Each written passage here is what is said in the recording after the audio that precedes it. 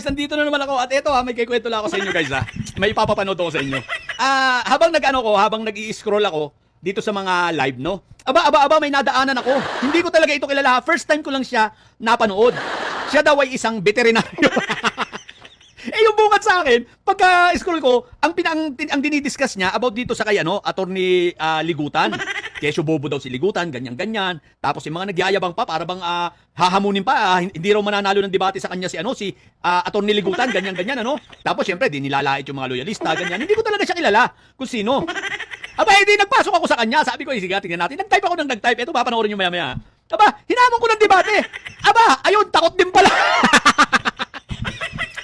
Ang nagulat ako, kilala ako. Kilala niya ako.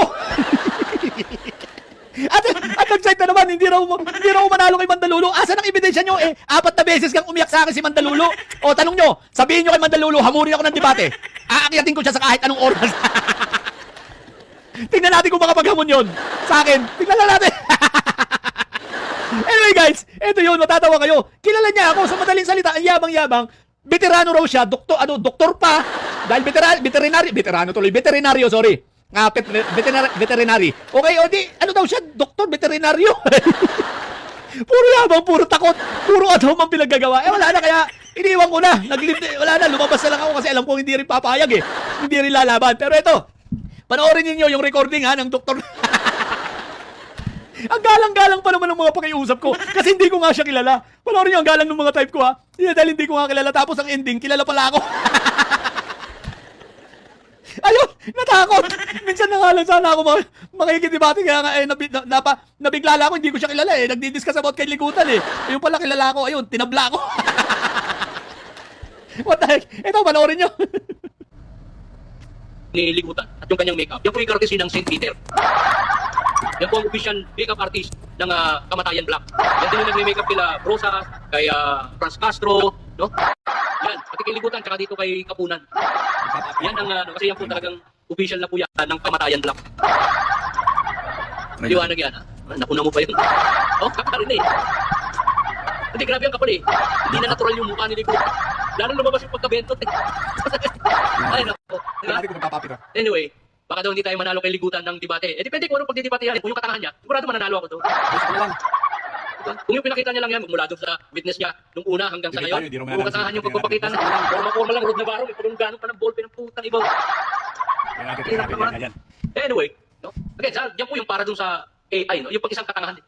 Sasabihin niya, we do not have 125 million cash. Mama Joe Darling, thank you so much. That's why we resource to technology. You're a lawyer. You're a litigation lawyer. Nasa testimonya na yan bago pa isa lang yung witness. Ando na yung dokumento galing Kongreso. Sana binasa mo. Ang nakalagay doon, boxes, hindi paleta. Di ba? Ayaw ko pansin. Yun Iba pa yung Bentot Jr. Scene. Bentot Jr. na kasunod yun. Iba si Bentot Jr. Iba yung mukha. Yung Bentot, yun ang kamukha. Bentot Senior, yan ang kamukha ni Ligutan. Diba? Nakalagay na boxes. Tapos papakita mo ng picture. Nakapaleta. Diba? Nabasa niyo ka ng abogado, hindi mo binasa?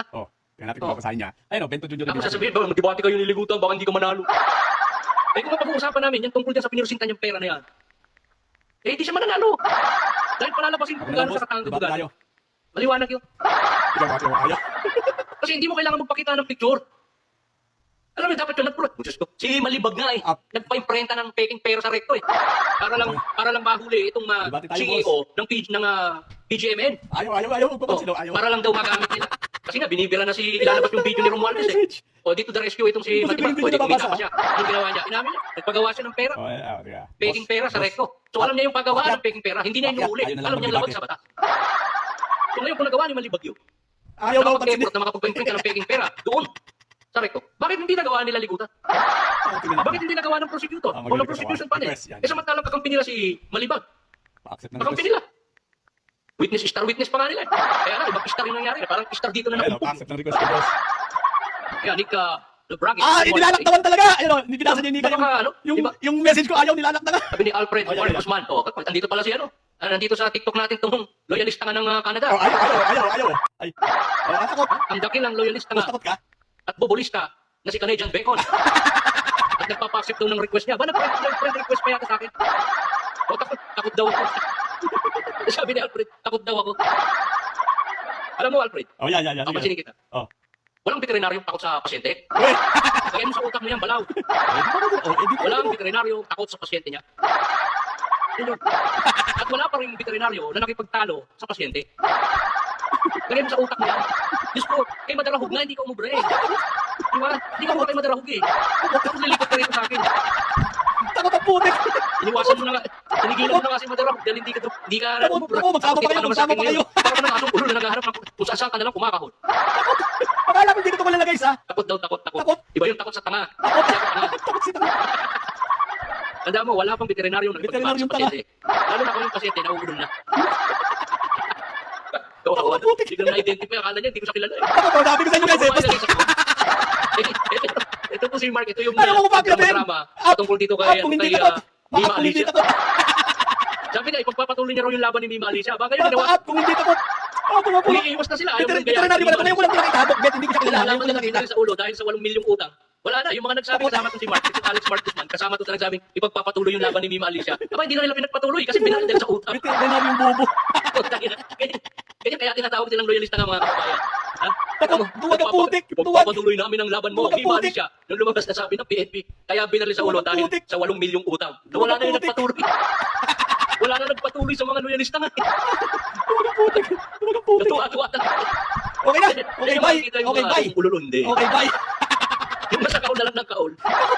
Para lang mapansin, kakaul na kakaul.